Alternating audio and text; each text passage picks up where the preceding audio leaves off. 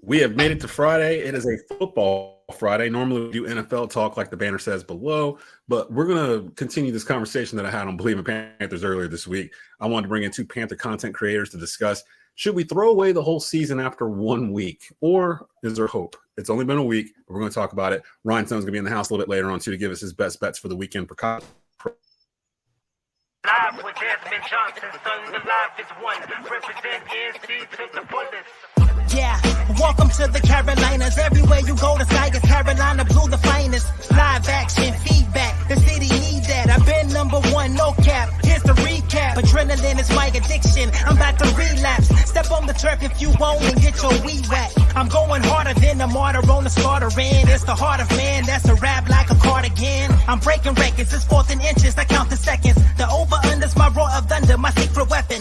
Yeah, the game is to be told. I don't break, I break modes. Follow me on Tobacco Road.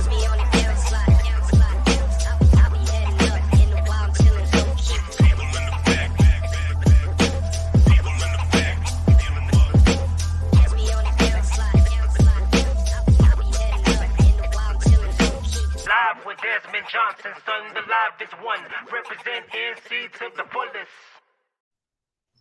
And it is a football Friday here on the Desmond Johnson Show here on Tobacco Road Sports Radio. I am Desmond Johnson. I am joined, first segment, two guys that have been a huge help with the Keep Pounding Podcast Network. If you don't know, we do have a Carolina Panthers-centric channel on the Fans First Sports Network. Lots of great stuff, Carolina Panthers-centric. Just check out Keep Pounding Podcast Network. And my dog seems to like it a whole lot.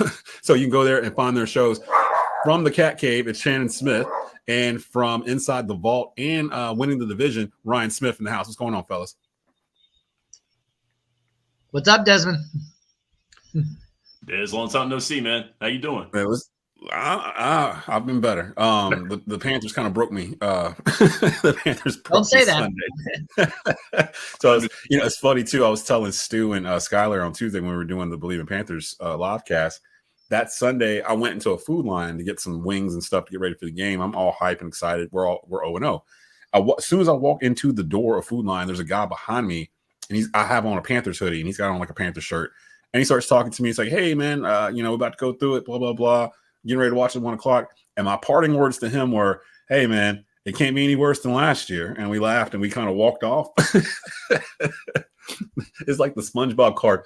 4 hours later, like I'm sitting on my couch, just like almost in tears because of what happened. Explain to me, guys, what were you going through having to watch this game? Because I know Shannon, I think the 49ers are your main team, so you're used to watching excellence basically over the past couple of years. Like it's a different brand of football than what we're throwing out there. Tell me what you were thinking, especially the first half, because it was 30-0 in the first half. And we're not going to really lay on the Panthers Saints so much. I want to go more towards Panthers Chargers because that's the next game up. But I just want to recap the feelings of the Panther content creators as we were witnessing this, whatever this was on Sunday. What were you thinking as you were watching this? Oh, man, I'm like, not again. Not again. I mean, it was rough watching it. Of course, I got an affinity for the home team. I love the home team, like all like Hornets, Panthers, Hurricanes. I'm a home team type of guy, regardless of who my team is. I love the home team, but it's just that, man, just seeing this and it's just like, wow, it was rough. Like just everything wrong just went wrong, and I'm just like, man, come on, man, come on. Ryan, you host Inside the Vault. You talk to a lot of beat writers and whatnot over the course of the offseason. All of them seemed to, from the interviews I heard, kind of felt like, okay, this train's moving in the right direction. How surprised were you when Sunday came along and that happened against the Saints? Well, as Shannon just alluded to at the very end of his segment there, whatever thing could go wrong did go wrong on Sunday. That's exactly what happened. Special teams allowing big punt returns, fumbles from receivers, Bryce Young interceptions, the defense getting short fields and therefore allowing, it seems like 9 straight possessions before a punt. And that was when they put their second string in. So, and fellas, to make matters worse, I was there. I was in New Orleans. Oh, that's right. You did go to New Orleans. Ooh, so I'm sorry. I was there. So the food was great. And the Saints fans beside me were like, well, if it makes you feel any better, we didn't think it's going to be like this either. We didn't think you could score 47 points. That's literally what they said. That's true. That's true. I did some radio hits in New Orleans last week before the game. And each time I did a radio hit with somebody, they were like, so what do you think about Carolina? I'm like, oh, I think you're going to see a different Bryce Young. The receivers going to get separation. It's going to be a different thing. There's 23 new faces on this roster out of the 53. It's not the same roster. So it's going to be different. And they were all down on Saints. They were like, the Superdome is going to be a powder keg. If we come out and stink it up in the first quarter, they're going to start booing Derek Carr. They're going to start booing Dennis Allen. They're going to turn on this team because they've had it. So for them to come out the way they did and for us to look the way we did, it was like the perfect elixir for Saints fans, because at that point, if you get the Saints fans on your side in the Superdome and you're rolling, it's one of the loudest buildings in the whole country for NFL football, which I did think started to affect the Panthers as well. The noise in there, I don't think they were prepared for it being the first game of the season and being a road game. Having said that, going into this, I want it to be more of a Panthers-Chargers preview. We've got Jim Harbaugh and company coming into town. We got the Chargers rushed for like 170 some yards last week. I wanted Jim Harbaugh. It's on record. I wanted Jim Harbaugh to be the coach of the Carolina Panthers for about 3 years. Actually, I think I campaigned for that, like in Matt Rule's time. Like I wanted him then, and I consistently wanted it for the very things he's doing with the Chargers. He's got a Justin Herbert, but they ran the ball like 30 something times. Like it's not word salad. They're going to run the ball. They did that. Shannon, you would know he coached the San Francisco 49ers. I didn't realize his NFL record is like some stupid. It's like 47-19 or something like that in regular season. He's like a 70% win guy in the NFL. Give me, Shannon, you know Jim pretty well in terms of the type of coach he is. What do you think we can expect with the Chargers coming into Bank of America Stadium Sunday at 1:00? What's the number one thing you think they're going to be attempting to do? One thing that Jim Harbaugh did that I liked with what he did in San Francisco was his consistency when he had the football. His play calling, he didn't really surprise you with play calling. That's one of the things about Jim Harbaugh that's really funny, is that he doesn't surprise you with play calling. There were times where I was watching him when he coached with San Francisco. I'm like, he's going to call this, run this. And he did, because, he's not what you see is what you get out of Jim Harbaugh. And we're going to see some running the football. And one thing that he does as well, too, is if it works, he continues to do it. Yep. Because when he had Kaepernick as his quarterback, there were times where he would run that read option, and then he would run the ball with Cap, but then also he would turn around and run the ball with his other running backs as well too, and then set up the play pass. Now Herbert, he doesn't have like the feet. He doesn't have the feet of like a mobile quarterback, but he can get going. He's still got young feet. He'll roll him out a few times, but then he'll go straight drop back. But that running game was working. And if it's going to work against Carolina, he's going to continue to do it. He's going to pour it on. So that's one of the things that I look at with him. So, Ryan, it sounds like one of the major keys to this game is going to be stopping the run attack from the LA Chargers. Just knowing what we know about Harbaugh, he just came off a national championship at Michigan where they basically did the same thing. Like he's not hiding anything, to Shannon's point. It's almost like high school football, like bully ball. Whenever, like when you see two high school teams and one of them is superiorly better than the other, that coach might run the same play 4 times in a row. If it's working, they're just going to keep running it until you stop it. And it feels like Harbaugh's from the same cloth. Would you say stopping the run is the number one thing on your mind going into Sunday, or is there something else that's kind of nagging you about what you saw on Sunday that you're carrying over into this week? I'd say on defense, the number one thing is definitely to stop the run. Harbaugh, like you said, is kind of stubborn in that. And having lost Derek Brown, as we all know, for the season, it's next man up. And Clowney said stopping the run is a mentality. It's basically you have to eat the guy in front of you, essentially, and get to the ball carrier. There's no way about it. So I would say, yes, the number one thing for Sunday is to stop the run on defense. And then on offense, can Bryce Young just take a step on Sunday? That's all I'm asking. That's all I want. Can he take a step on Sunday? So what kind of step are we looking for here? Because I went into game one thinking I'm giving him a mulligan for last year, especially after he heard all the stuff with the offensive staff and everything else. It's impossible for him to be able to have a proper rookie season. So really, this is his rookie year. He's like a red shirt rookie. But I was looking for the thing that bothered me the most was he was overthrowing open guys. Like last year, they weren't open. So he kind of had an excuse like, well, they're not open. There's no place for me to throw it. He kind of had a clean pocket for most of the day on Sunday, right? I mean, or am I tripping? Like it felt compared to last year. No, the PFF grades for all 5 offensive linemen, even Icky, were pretty decent on Sunday as a whole.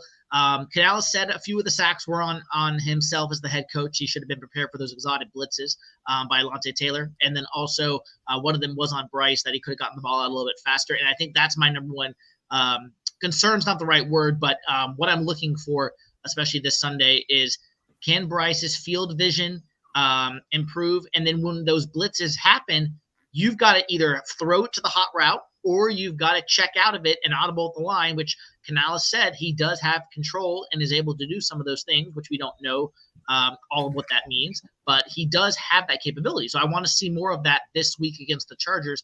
And nothing against Derwin James and Khalil Mack, who are good players. They're not on the same level as the New Orleans defense as a whole. So I think that will help us in that advantage. And shout out to my alma mater, UNC Charlotte, Biff Poggi, former guy at the University of Michigan with Harbaugh. That is where the Chargers will be practicing. Some people may not know that, but that's where they're practicing. Actually, they're staying an extra week past the Panthers because they play Pittsburgh next week at 1:00. So they're just staying on the East Coast. Something I think Harbaugh was doing with the 49ers when he was here. You just keep them out here if they had 2 back-to-back, which is actually pretty smart. I want to see more from our run game. And I mentioned as one of my keys earlier in the week. I've got Shannon Smith and Ryan Smith here with me. No relation, but both from the Keep Pounding Podcast Network, both hosts there for the Carolina Panther pods that we run. I want us to get over 100+ yards rushing, and I think we need to get the lead early. This is not a come from behind team. They're not deep enough to be able to do something like that. They're actually a couple injuries away from like danger zone, to be honest, in terms of what they have out there. To me, we didn't see enough Chuba Hubbard. We didn't see enough Miles Sanders. And a lot of that was dictated by the first quarter. It just started snowballing away, and you can't really keep running the ball. Even it was like 17-0 or something towards the end of the firch, but it was 30-0 at the end of the half. And it was like, all right, well, I guess we're not going to be running the ball a whole lot in the second half. And they didn't. So we didn't get a chance to really see this line. I think the new guards that we have and the line in general would be way more comfortable if we got them in a lather running the ball early to counteract what we already know is coming. To Shannon's point, the Chargers aren't going to hide what they're doing. They're coming in. They're like, we're going to run the ball like 30+ times. Stop it. Like, that's literally, if you can stop it, hey, kudos to you. Hats off. But if you can't stop it, we're going to win this football game, and we're going to have the ball a lot longer than you. And that's what I want the Panthers to do. Like, that's the Panther thing that we need to be doing to help our defense too. Was there anything, because I know Herbert came off of a foot injury in the preseason, but it looks like he's going to be okay, and he's been playing. He played last week. Is there anything else on the Chargers that not frightens you, but makes you a little concerned with them coming into BOA? Or do you feel like my man Stu said earlier in the week, it's one game at a time? Yeah, they're 0-1, but if they go out and beat the Chargers on Sunday, nobody's going to be talking about week 1 anymore. It'll just be the Panthers are 1-1. Like, so it's not like college football where that stuff snowballs. Thoughts on do you still believe that the Panthers can actually field a competent team and make it enjoyable for you to watch throughout the course of 3.5 hours? Because it did kind of get to a point where I was like, do I need to watch the rest of this game? I was like, yeah, I kind of do. I got to talk about it all week. But what do you believe needs to happen? Do you believe? Oh, the classic, classic Dion. But he's got some issues going on right now too. But yes, he does. Yeah.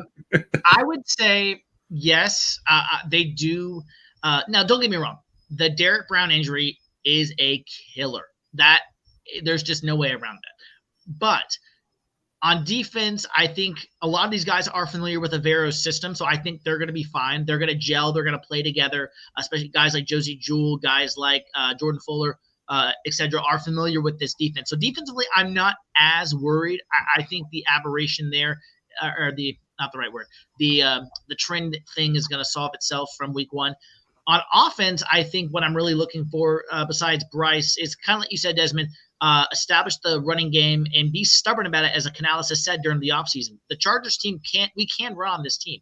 And they are not the type of team, even though they have Justin Herbert, Jim Harbaugh wants to bully you. So if they can get the lead on the Chargers, I think that's going to help us at the end of the day, because yes, Herbert can throw it down the field, but outside of a rookie Ladd McConkey and Joshua Palmer, who's a wide receiver 3, who do they got? DJ Chark is not playing, a former Panther. Hayden Hurst, He's a tight end. He's, as the kids say, mid, in my opinion. So, hey, I'm just keeping it real here, fellas. You're right. You're right. Keenan Allen's in Chicago, so it's like, Mike Williams is gone. Yeah, Mike Williams is gone. You actually get a point. Like, I mean, they don't really have people wondering about Herbert coming in and throwing it around the yard, but who's he throwing it to? That's probably why they ran for 107 yards last week, because he didn't have a whole lot to throw to. So that's a really good point, Ryan. Shannon, your in thought here on Panthers Chargers. What are you looking for? And then both of you guys give me a prediction before I get you out of here. I got Ryan Stone waiting in the green room to come in here to give his best bets. I still want to see if the Panthers secondary can do something here. Now you're facing a passing game that's taking a step back. Keenan Allen went to Chicago. Ryan Matthews went to the Commanders, and so you're missing those guys. But like you were saying, Ryan, there's really not a threat as of now in the passing game for the Chargers. So they have to run the ball. They have to establish the run game. But the thing about it is, if you stop that run, then they're going to have to be forced to pass the ball. We're going to see what this defensive backfield is made of for the Panthers. And as you can see, the way the defensive backfield played against the Saints, it was very, very questionable. It was very, very suspect. So that's what we have to do defensively. Now, offensively, we got to go in there. We actually got to play with some. We got to play with some heart. We have to run the ball. Yeah. We have to run the ball. That's one of the things we have to do, because it was the trend was the Chargers, like, you don't want to get into a gunslinging match with them. But once again, you've got two passing games that are trying to establish themselves now. Herbert got some money. He got paid. Yeah. He got paid the year before, but they got rid of most of his weapons in the passing game. So now the running game is taking precedent. But Carolina's got a new look about them. They got to establish themselves on offense. The running game has got to be something. Chuba ran the ball very, very well last year. He's got guys who can actually move defenders now, because that line was not bad. I mean, the way the line was playing last week. Yeah, that was okay. Yeah. And so, I mean, it's not like you got to throw it out, but you just got to establish yourself. You got to move forward instead of backwards. And that's the most important thing that they have to do, is get positive yards. So establish that running game, get Bryce going, roll him out. We can do it. All right, so let me get some predictions from my guys here. Shannon Smith, who's a co-host of the Cat Cave Carolina Panthers podcast, and Ryan Smith, who is the host of Inside the Vault, a Carolina Panthers podcast. You can catch both of those weekly in season on the Keep Pounding Podcast Network. You can follow us on X at KP_FFSN, and it's on the Fans First Sports Network as well. Let's get some predictions here. Let's start off with you, Ryan. Prediction for Sunday, Panthers and Chargers. I think it's going to be a lower scoring game. I don't think there's going to be a lot of points. And I would welcome that based off last week's 47-point burger. Let's slow down. Yeah. So, I'm fine with that. I'm going to say 20-17 in favor of the Panthers. Only because this was in LA, I would be less confident in this pick. But since we're at home, I would like to think hopefully with some crowd in our favor. Long way for Chargers fans to travel. I think we're going to hopefully have some crowd noise there to help us. So I'm going to say 2017 Panthers win by a field goal. Yeah, I don't think we'll see a lot of powder blue towels and stuff in the stands, as if like Pittsburgh or somebody was in town, where they just literally take over the stadium, it feels like. Shannon, give me your prediction for Sunday. Even though I think that the Panthers will come out looking better in this game, it's going to be a little tough for them, because I do see the running game being big for the Chargers. Derek Brown being missing is going to set the defense back a bit. I got the Chargers winning by 10. It'll be 27-17. I think the Panthers still have to establish themselves offensively. They just got to take it a game at a time. I think they'll look better, but I don't see the win in this one, though, and I hate to say that. All right, there you have it. Shannon Smith, Ryan Smith from the Keep Pounding Podcast Network. Panthers, Chargers, 1:00 p.m. on Fox this Sunday. We'll talk about it next week and see what it is. Hopefully we get a victory week next week. Lord knows this fan base needs it at this point, or there's going to be a mutiny on our hands in terms of them. I don't even want to think about the discussions next week if they come out flat the same way they did this past week against the Chargers at home. Like, yes, all the conversations going to take place. So let me get you guys out of here. And Ryan Stone is going to step in to do best bets. with us here, joining us every Friday. I think Ryan might have jinxed us by picking that Panther thing last week. We're not blaming me. No, we're not blaming me. And the Panthers just can't allow 47 points out the blue for some reason. I'm like, me what? For that beatdown? Absolutely not. No. I don't think anybody expected it. Like, I think everybody was kind of shell shocked once it started going, but it was like, man, fight back, and they just never did. +4 for the Panthers was honestly a pretty popular bet in the betting. Like, if you looked at like a lot of the bets that were out there from the like Action Network and things like that, they were a pretty popular bet. So I think a lot of people were shell shocked with just how bad that got out of hand. It looked like they just never got off the bus. So I assume Stu was telling me actually Skylar, he was like, typically you see the most improvement with an NFL team between week 1 to week 2. And a lot of times week 1 can be a liar in terms of what you saw, good or bad, in terms of those teams or whatever. So I'm clinging to that. I'm hoping that that's what's going to happen on Sunday. Because if I see a repeat of what happened last Sunday, I don't even know how to process that. So real quick before we get out of here on this Football Friday, give us your best bets this weekend for college and for pro. Well, I'll start with college. It's kind of an ugly slate. The only top 25 matchup is actually tonight. In terms of Friday, you get the Arizona-Kansas State game. I think there will be a ton of points in that game. Both those teams have high-powered offenses. I think over 59.5 is the play in that matchup.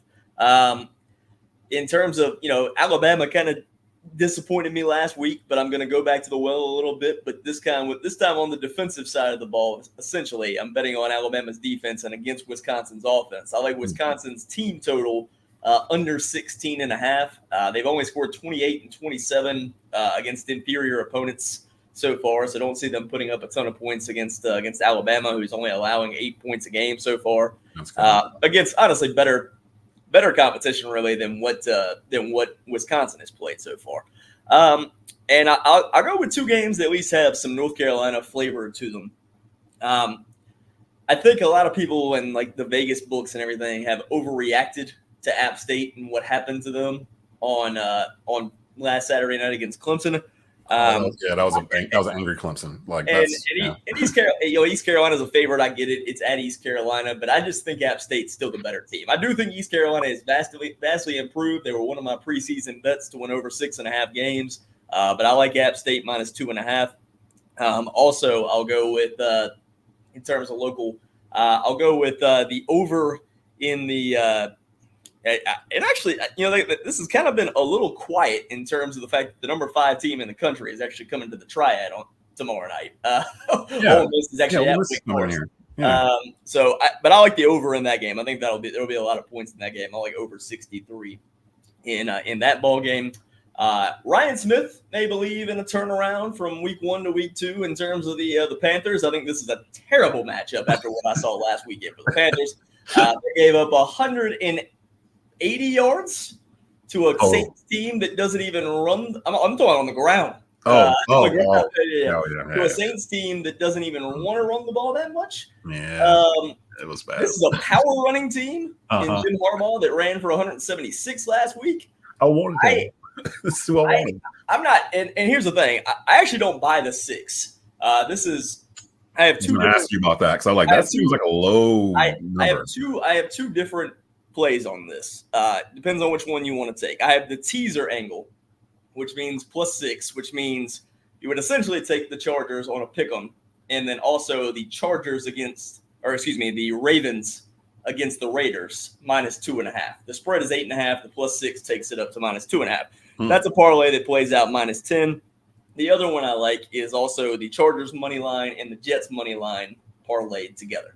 You take either one or take them both. I think the Jets will come out kind of a little angry after Monday night against the Titans team that, not really buying Will Levis, and I think the Jets defense will bounce back. In terms of other NFL games, I'm going to go back to the well again. It paid out last week. Anthony Richardson has scored a touchdown on the ground. He looked nice too. against the Packers without Jordan Love, I like the advantage in that game. Mm-hmm. And then the other NFL game that I like at the moment, I like the Commanders money line against the Giants. I think it's -1.5 currently, so -120, -125 on the money line, somewhere there. But I'll like the Commanders to win that game because I watched a lot of the Commanders last week against the Buccaneers. Mhm. And honestly, I thought the Commanders looked pretty good. Like the rookie Jaden Daniels was by far the most impressive rookie quarterback last week. I agree. Yeah. The Giants looked absolutely awful. I Couldn't do agree. anything on offense. So I don't buy that they're going to do much in this game either. If anything, I think it's a shutout, and I still think Jaden Daniels is, even as a rookie, is the better quarterback. I remember in the offseason when we started doing shows again, we were talking about Hard Knocks and the Giants, their little preseason one. And I remember going, I don't think the Giants are going to be very good. Like, I don't like the GM for starters. I didn't like the cringe of some of the scenes where they were like the whole Saquon Barkley thing and everything else. If you're a GM and you have Saquon Barkley, you cannot let this dude go to some place in the division. Like, you just can't do it. Like, no matter what, you just can't do it. And they let him go. They're just like, yeah, go see what you can get and, bring him back here and we'll see if we can match it. Saquon's like, all right. You got to trade him. Trade him. Yeah, trade him. Like, what are you doing? You cannot like let it get to that point and be like, yeah, okay, just go see what you can find. Notice what the Cowboys did. We thought all offseason, everybody was saying they're going to let Dak test free agency, and then we get right up to the day of week 1 and they pay him because they didn't want that to happen to them. And I was thinking about that too. The Giants honestly might have been a team that was interested in Dak. So. Yes, absolutely. And I feel like with the Cowboys in particular, we've been clowning them all offseason. Like, oh, they didn't do anything. They just did draft it. They didn't do nothing free agency, blah, blah, blah. Maybe they didn't need to. Like, they were the number 1 scoring offense in the league last year. They just had I don't know what happened in that playoff game against Green Bay, but really, if you take that out, the past couple of years, they've been trucking along, and they're probably one of the more loaded rosters in the NFL when you look at it, offense and defense. I'm still curious as to what their run game can actually do. Yeah, because I don't know. Last week, Zeke looked like Zeke from like a couple years ago, but over 17 games, I don't know if that's. Yeah. And I don't buy it. I think a lot of that also came when the Browns had essentially given up. I also think the Browns should let Jameis Winston play because. Well, right here before we get out of here, thoughts on that? If you're going to be that inept, you might as well have fun with it. And Jameis is at least fun. So what do you do with Deshaun? Like, what do you do with Deshaun? Just bench him? I bench him. I got Kane without having to pay the entire contract. It's no, who was it? Somebody earlier this week, Kevin Avery, actually from the 4-Man Rush. He brought up an interesting point. That contract was written with like some kind of clause in it where if he does something embarrassing to the team or the league or something, then they can void the whole thing. And I think that's the question now. They're asking: is this a new case that came up, or is this part of the ones that he already had? She decided to sue. Like, I think it's from back in. It's from 2020. Yeah, I just don't know if it's part of the original batch. So it might. If it's not, that might be the loophole to get out for the Browns. He has not earned that money. I'm sorry, he does not earn it. I think if I was them, I would try. I think they might be having those conversations internally because I would try to get out of it because you can't get outplayed by Joe Flacco. No, Joe Flacco came off the couch and looked better. Bryce looked better than him last week, and Bryce did not look good. Your defense is one of the best in the league. You have weapons. Like, there's literally no windows now. They're windows right now. There's no excuse to look as bad as he does. Yeah. And we haven't seen Deshaun top 5 Deshaun since pre-COVID. Think about that. He might be the worst quarterback in that division, and we're talking about the Steelers who don't have a quarterback because they have 2. Mm-hmm.